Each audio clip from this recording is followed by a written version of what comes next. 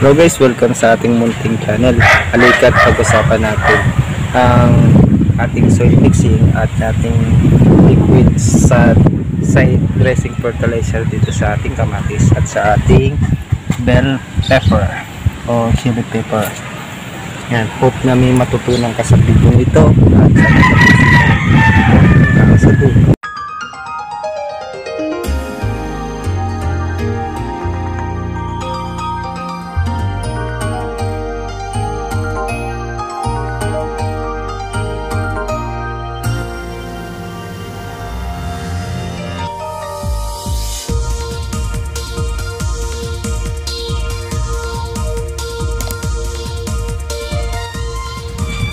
Hello guys, welcome sa ating munting channel. Halika't pag-usapan natin ang successful rate ng ating ginawang soil mixing dito sa ating halaman. Yan guys. So guys, kung nakikita nyo guys yung ating chili pepper o bell pepper is may bunga na kahit napakaliit na pa lang, no? Itong is natin is meron na rin bulaklak kahit na napakaliit po siya. Dahil po yan sa ginawa nating soil mixing.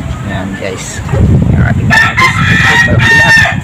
bali guys, lahat po yan is organic at wala po tayo ginamit na kahit ano dyan guys na inorganic fertilizer.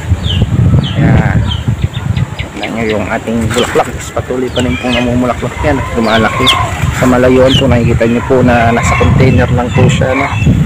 At medyo malaki na po yung kanyang kinalagyan.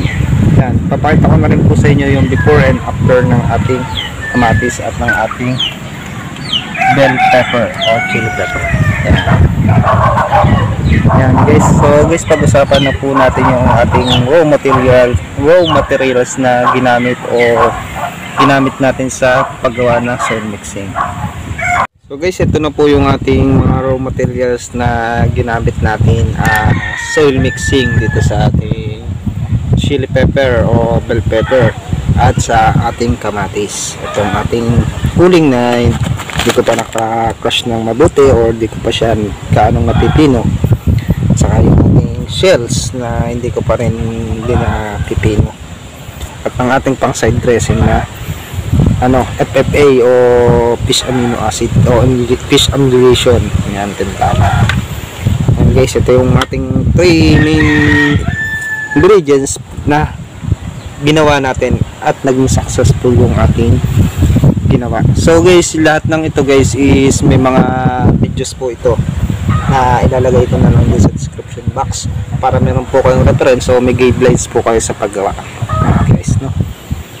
Yan, ating biochar with dried leaves na merong crushed seashells na hindi ko pa gano'n na nasa ating previous videos paano gumawa ng biochar with dried leaves at ating FFA paano gumawa ng FFA o fish amino acids. Lagay ko sa description box.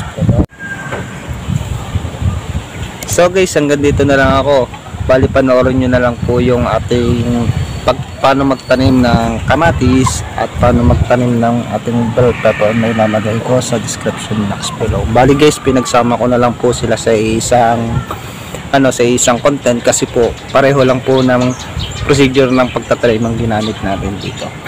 So guys, hanggang dito na lang po ulit ako. Hope na may natutunan kayo sa video ito. Like and subscribe na lang din sa ating channel. Huwag nyo rin kalimutan na i-like ang aking Facebook page dahil doon ako nag-upload ng mga future videos and photos na hindi ko na i-upload sa YouTube kung minsan. So guys, hanggang dito na lang po ulit ako and happy